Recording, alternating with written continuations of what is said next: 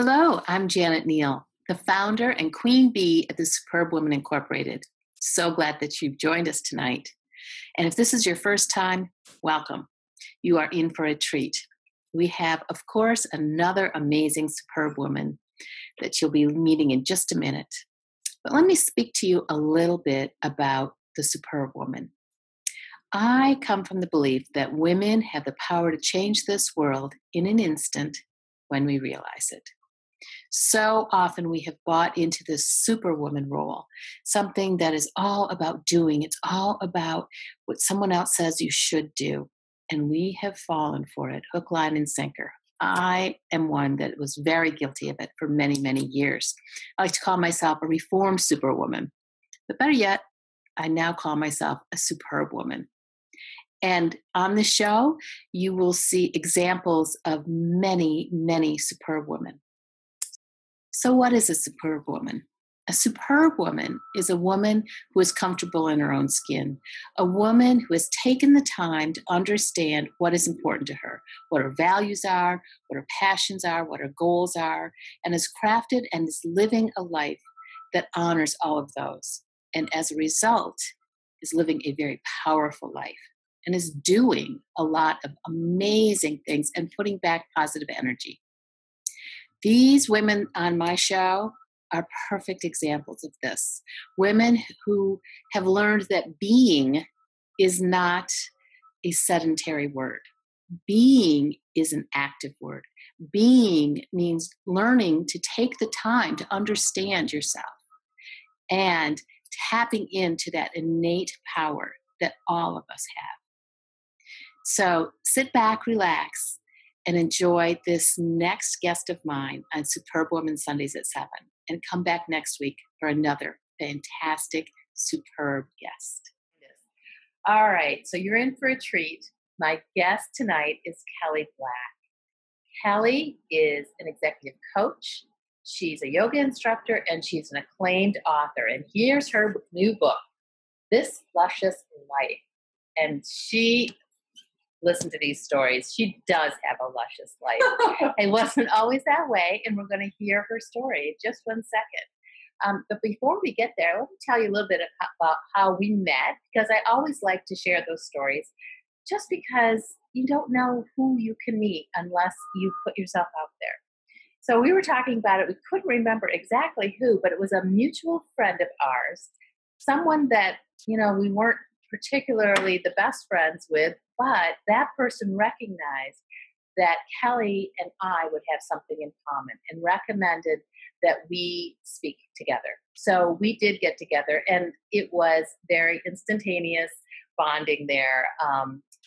A lot of, ideas the same, a lot of life experiences the same. And Kelley is just a delight. And I'm so glad to be able to have her share her story with you today. So thanks so much, Kelley, for being here. Thank you, Janet. I'm happy to be here. Thank you for having me. Glad to have you with us. Thank you for having me. So, Kelley, tell us a little bit about you. So I know that you were born in North Carolina in a different kind of circumstance back in the day. Back in the day. And That's true. Back in the day, it was 1965. Yeah, and so share your story, because I think it's a really powerful one about how you got a start in life and what brought you to where you are today as a successful author. Well, I think it's a different time now, but I was born in 1965, and in 1965, I think was an interesting time. The 60s were an interesting time, but in 1965 in many states in the U.S., it was still illegal to have a mixed marriage. And I am the child of an African-American father and a Caucasian mother, and their story is its own remarkable story. And I think in a way, the souls of children choose their parents. So my soul chose these two people and decided to incarnate through them in a state where it was still not only against the social codes, but it was still, my understanding was, it was still illegal to have a mixed marriage at the time. What was different also was I was born on an army base. I was born at Fort Bragg. My dad was in the service. So by virtue of that, I think we were slightly buffered from certain things, but not entirely, because shortly after I was born, they brought me back to Massachusetts to live with my grandmother, where I lived with my mom's mom for the first 2 years of my life. And in many ways, my grandmother was who I attached to much more than my biological mother. I was very, very attached to my mom's mother, my grandmother. And so you went on, and as you were describing it, you were an overachiever, someone who wanted to make sure you did the right thing. Yeah, I mean, it was interesting. It's like the question of nature, nurture, in a sense. You know, was I an overachiever just inherently, or was I also an overachiever as a function also of being in an environment that said, okay, she will represent us in a way that will show everybody that it wasn't a huge mistake for us to be married. Right. So there was a certain environment that I was also brought up in that I think came from a heart-centered, generous place in terms of trying to protect me and my sister, but it was definitely a very perfectionistic conditioning, and a very, you know, if you excel at everything, then you'll be buffered by from certain judgments based on being biracial, if you won't be the tragic mulatto kid, basically. Right. So, you know, it's an interesting thing. I think I am driven and ambitious. I'm not sure. There's also another side to me that can drink lots of champagne and fly around and do that a lot too, and has a propensity for that. So I think I have both in my wiring, but I definitely was conditioned to achieve. And, you know, became a athlete, scholar, AP kid, and competitive swimmer. The kid who cried when they came in second place. I remember my mom saying, you know, you did your best, freaking out and being like, it's not good enough, I won't win. So there was another time in your life you were sharing with me where you didn't win also, as far as college. When I didn't pass the Foreign Service exam.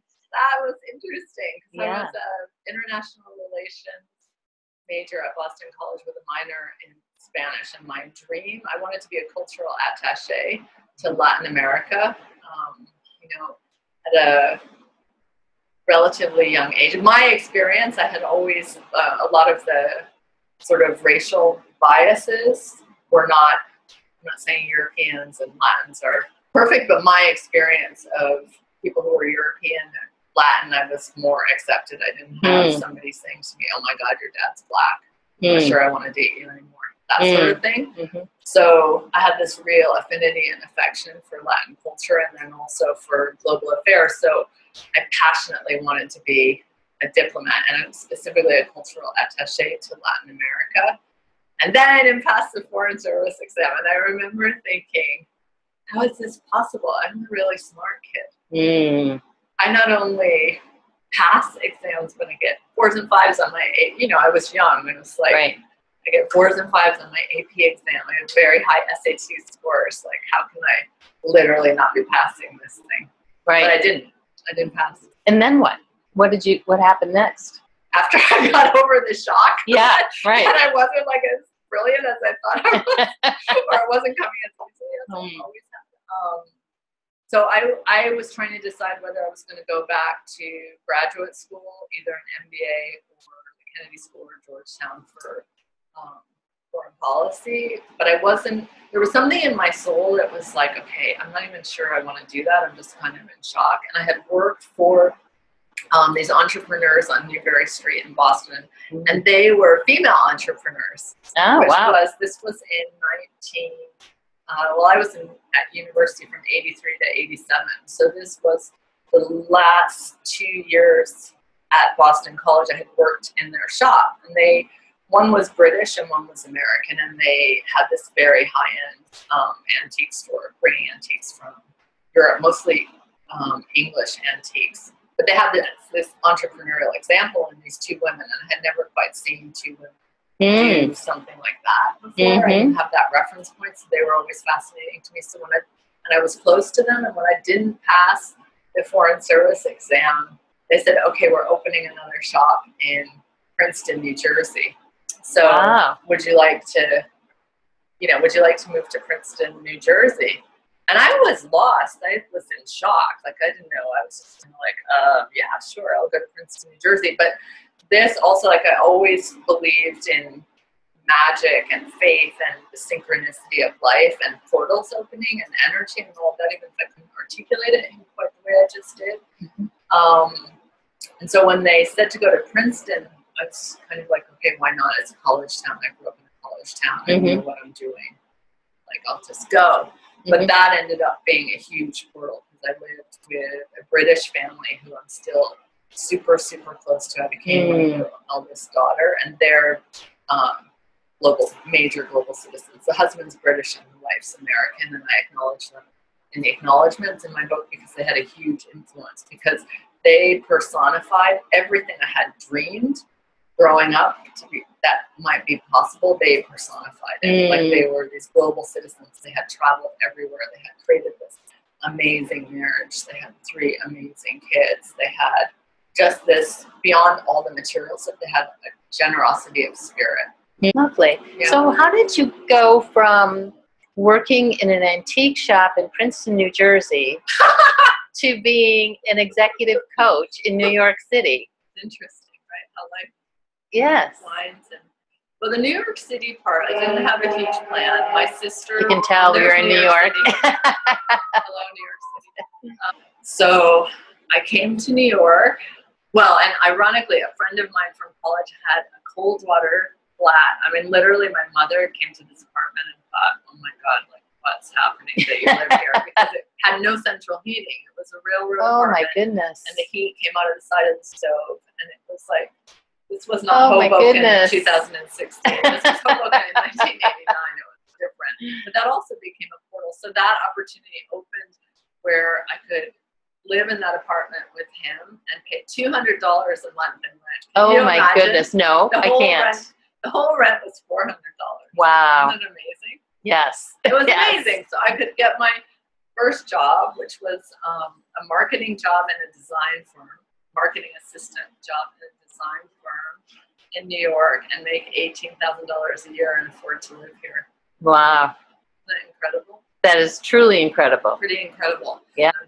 But how did I get to be an executive coach? Okay, so I went from working in the design firm in this assistant marketing position to getting a job in a boutique ad agency that was called Show and Felt Con. And my boss had a drinking problem. And I won't say his name because that wouldn't be, that's not the point. But his drinking problem, this is why I always say to my clients too, everything is potentially an opportunity, because his drinking problem, we had a pitch at Pioneer Electronics, and he didn't come back. My boss didn't come back from lunch. So the president of the agency said, you put together the deck with him. Wow. You must know the deck. So you come, you're going to pitch his part of it. And because I was so type A, and I had been also, I had been this athlete, like I hated losing, and I was shaking in my boots, and the president of the ad agency was kind of this madman type character, like good looking, and, like kind of a little bit of a bad boy, but like the whole bad, and yes, super well dressed. We were going to pitch, and I remember shaking in my boots and thinking, I'm just going to do my best. But one thing I know about myself is I hate to lose. Mm-hmm. So what that energy in me is going to propel me to do something good in there. I don't even know what I'm walking into. I've never done this before. But that coupled with belief, like his belief in me and his just like, okay, you're going to do it, the deck. There I was. And then we won the pitch. And then the guy who became our new client said, she's really good. She's really young, but she's really good. And fabulous. So that started this whole, completely unplanned career in advertising. And then I ended up having this career in branding and advertising. And I worked for a year at L'Oreal and then went running back to the agency side for multiple reasons. But I had this career in advertising that I really enjoyed. And then when 9/11 happened, everything fell apart. My boyfriend at the time broke up with me.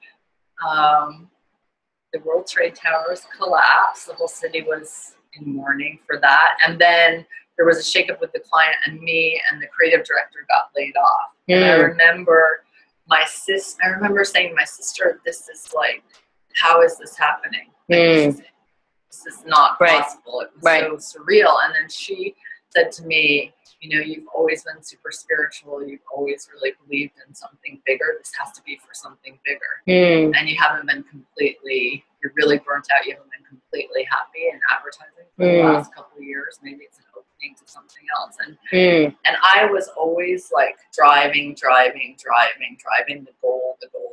And when that happened, that was sort of my first aha moment in terms of looking internally as to like, because like a few days later, people called and offered me big jobs. It wasn't unusual for that kind of thing to happen in agency life. And for the first time in my life, I stopped and I said, okay, wait a minute. Why am I going to take that job? What am I doing? Why am I doing it? Like all the questions I had never asked or been conditioned to ask. I had always been conditioned to achieve the goal, right? Yep. Get the goal. Yep.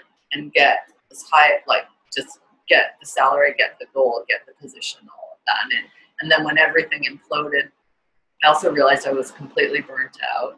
Also realized, like, I don't even know. And ironically, that sort of, then I started studying, and I was so type A. My sister was always like, you know, come do yoga with me. And if I'm being really transparent, I was like, I can't relate to these people. Like, I don't know what they're talking about. I don't know what they're wearing. I can't like relate to this. And I had this, like, nobody's doing anything. You're not getting anything done. Right. This was in late 2000. Right. And then I was walking by a yoga studio and I said, how to heal a broken heart. And I thought, like, my city's broken and my own heart's broken and I don't know what I'm doing. So I need to take a step back. And fortunately, I had a rent stabilized apartment. I could take a step back. And I was never afraid of like going through my savings. I never had that kind of thing around money. Like I always felt like, oh, you know, I can make more.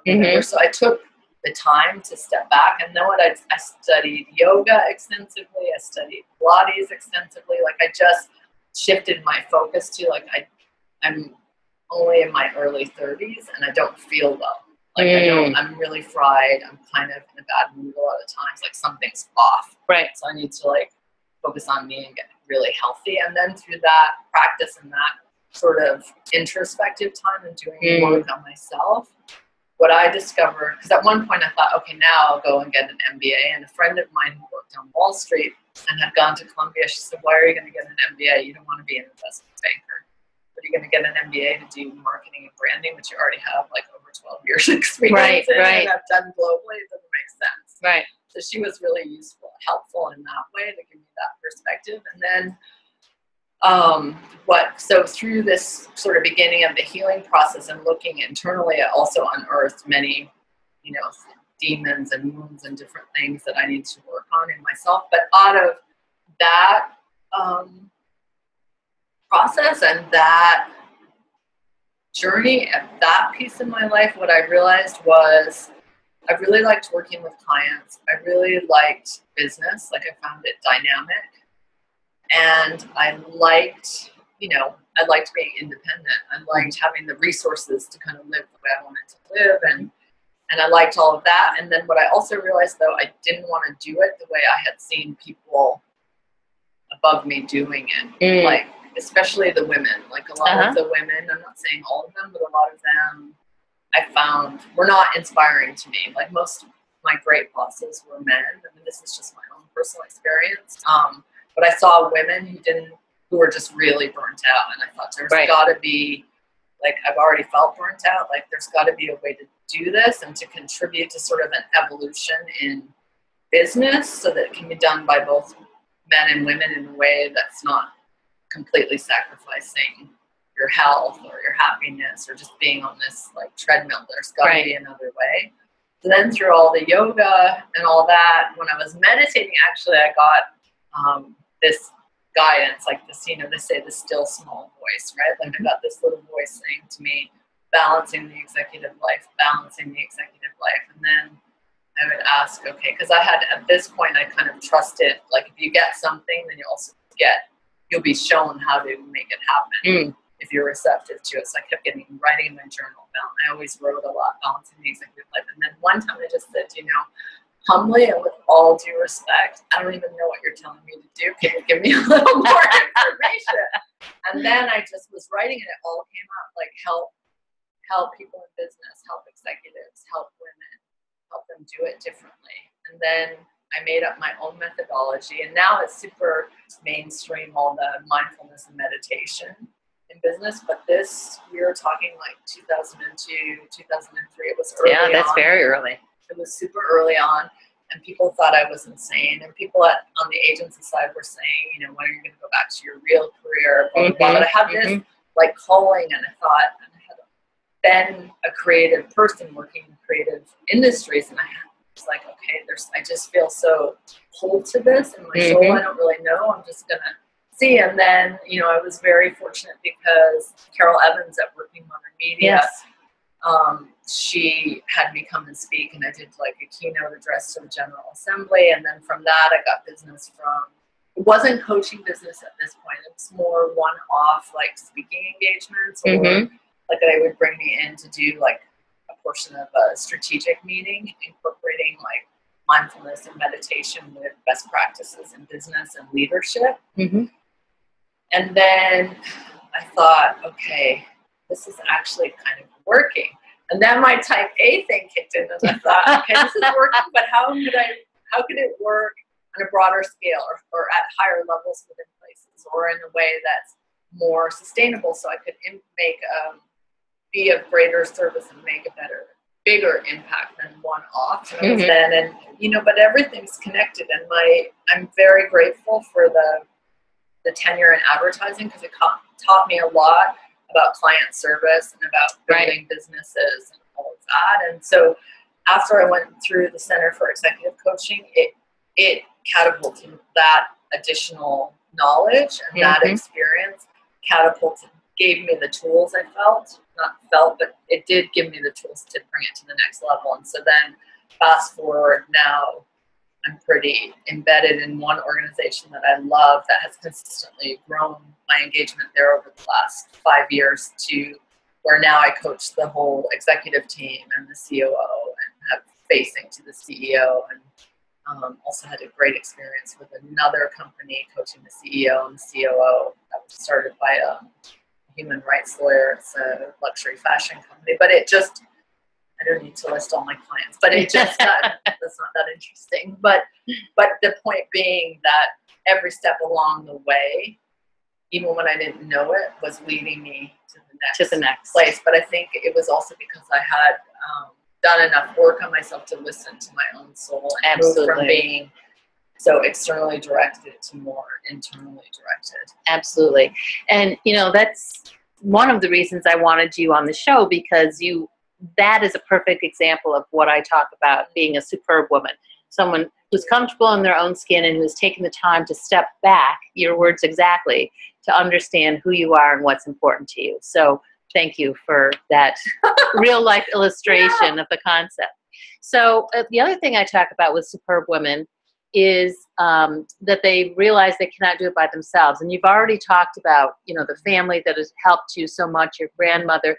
Anybody else come to mind? Oh my God, there's like a long list of people. I've been very fortunate because I've had amazing help across many different levels, I feel like, and people who believed in me, from male and female. So I have had an amazing spiritual teacher and the founder of Nam Yoga, Dr. Joseph McClellan, who directly mentored me and helped sort of bring everything that I would say what I had as a child growing up. And, I came from a spiritual family and had a certain upbringing around that, but it helped cultivate it and hone it and help me accept certain capacities that I have. So I'm very grateful to him. I'm also very grateful to all of my clients. I'm grateful to people who gave me opportunities. I feel like I have had so many angels in my life, and so many people who believed in me. You know, I remember it's like very senior person at Korn Ferry who actually put me up for one of the projects and one of the coaching assignments that was a complete game changer. And I remember saying to him, you know, they all have MBAs, some of them have JD MBAs, I don't have either. And he said to me, you know, they're all screwed up over there. Like, if they could solve it with their MBAs and their law degrees, they would have solved it already. Like, that's not what you're bringing to them. You're bringing something, another capacity that they need. And just because it was his reputation, right, tied to this big, kind of very high profile engagement that and his belief in me was a game changer. I feel fortunate that I had that sort of wisdom to ask for help. Yeah, that is wisdom, and a lot of people, it takes a long time to get to that point. So that is something special that you got that at an earlier age. Well, and to realize too that we all need each other. Yes, absolutely. We're all connected. It sounds so cliched and all the, like, you know, new thought stuff and whatever. But I think just as human beings, we don't get places on our own. I don't think we get, if we really stop and look at it, we all see in our own lives wherever we've gotten to, it wasn't done on our own. Yep. We've been helped in many, many different ways by many generous and thoughtful people who believed in us. Yep, absolutely. So I feel I've been fortunate in that way. So another quality that I talk about with superb women is that they've learned to let go of shoulds in their life. So what's a should that you have let go of? I hate should and I hate have to. The should I let go of is making it better for everybody. Because I had been hurt so much in my life, everybody, I don't think anyone has a life where they didn't get hurt, but from the time I was a small child, there was a lot of trauma, and then I was very sensitive to never wanting to hurt anybody and never wanting anybody to be hurt. So for a time, I was in the space where I felt like, okay, I'm driven, whatever, I've been, afforded certain opportunities, so I have to make it better for everybody. I should make it better. I should use all of that. So in some ways, for a time, I don't feel like I had the healthiest boundaries. I had this way to make it better for everybody. Yeah. And then I dropped that. It was quite liberating. I would invite everybody to drop all that. Yes, absolutely. How did you do that? How did you drop that? I'm sure it wasn't an overnight thing. It wasn't an overnight thing. I would say the catalyst for me in 2012, I had a big surgery. I had a partial hysterectomy, but because of where I had 3 fibroids, each was there were 2 9 by 11 centimeters, and then another one 7 by 9 centimeters. So there's like 3 grapefruits. I was basically walking around like I was 4 or 5 months pregnant, 8 months to recover, and then after that, like I just thought, like I just cannot, like I'm not doing this anymore. There's always a little, people are used to being a certain way, so absolutely. There was definitely some resistance, but that experience had been so intense for me on so many different levels at that point. And I hope this doesn't come across as insensitive, but it's the truth. At that point, I didn't really care. Like I was just had an acute awareness, like that something like that doesn't happen in a vacuum, and I need to do something differently. The universe got your attention. The universe got my attention in a very strong way. There's nothing like, being really weak and, walking with your husband, propping you up to get your attention. Yep. So, but then that ended up being a huge blessing as well. The title of your book is This Luscious Life. Yeah. So tell us about your book. How did that come about, and tell us a little bit about it. The book is a pretty magical story. I had started, I had a newsletter with my business for balancing the executive life, but then I also, after that surgery, I felt like I needed a platform to speak about things that weren't necessarily appropriate coming from that arm of my business, things that had more to do with sort of being really passionate about being a woman and being a woman in the age that we're living in and what that meant, and I had all these ideas about that. So I started this blog, and then this small publisher, Igloo Press, out of the blue, I got this phone call. Hello, this is Winfield Scott Stanley III. And has anybody signed you for a book? And wow. Then, yeah. And then I said, no. Who's this again? Who is this again? And he really believed in me because I was like, okay, I've been being told for 15 years to write a book and I could never write it. I always approached it like a thesis, like I would make this outline. And then he said, no, you have to. I remember him saying have to and thinking, like, I don't like but he said, no, get a moleskin and just write notes. Meditate and just write notes. And then this week, send me something you've written. And then let's have another conversation. Because honestly, I still have remnants of being type A. And if I commit to something, I feel like, okay, I must make, do my commitment. And I was afraid that I wouldn't be able to write it. So, but then he was so encouraging. I sent him what I wrote and he sent me back an email, all caps, yes, exclamation point, yes, exclamation point, yes, exclamation point. Sign the contract. Let's do the book. So that's how the book fabulous. Happened. Yeah, it was really kind of magical. And the book, I feel like it's my love letter to life and the experience of life. And then embedded in that is the story. It's my personal story of reconciling all the polarities of my life and bringing that together and owning the narrative of my experience and, the multiple times at different points in life where everything's seemingly fallen apart and how that has become like the portal to something much greater. Yep. So I would say it's my love letter to life, but it's written, I'm told, in a voice that's different because you can read it from front to back, but you can also, each chapter has its own arc. So you could just crack it open and read a chapter. But before I wrote the book, and it came to me in such a magical way, I literally prayed because I thought, okay, if I'm going to write this, I need to write it really transparently and honestly. And that was a really vulnerable space to be in. Really vulnerable. It's one thing to sit with close people and talk about different things. It's another thing to put it out there. And then they decided they were going to put my face on the cover, which was a whole other thing. And then they decided they were going to release it in Europe as well as the States. So it was this progressive, it was this progressive journey. But what I started to say was I literally prayed and said, okay, this came to me for a reason. So please let it serve something bigger than myself. May it be a vehicle for healing or inspiration or for whatever it's meant to be. Just please have it be for something bigger than myself. And then, I've gotten so many lovely notes from people. I got one today actually from someone who said, wow, this has been so healing for me to read this book. And I feel like I have a mentor in this book and I feel it's from a woman and I feel like just reading it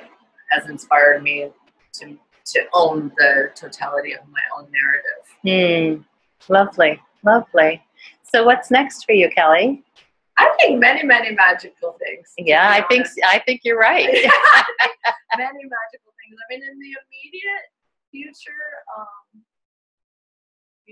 I was selected as one of 35 storytellers to be part of the Business Innovation Factory Summit in September, and they feed into TED. So, by the grace of God, maybe there'll be a TED Talk out of it. I bet there will. Which could be quite magical. Teaching at Soul Camp East this summer, which I think will just be a lot of fun.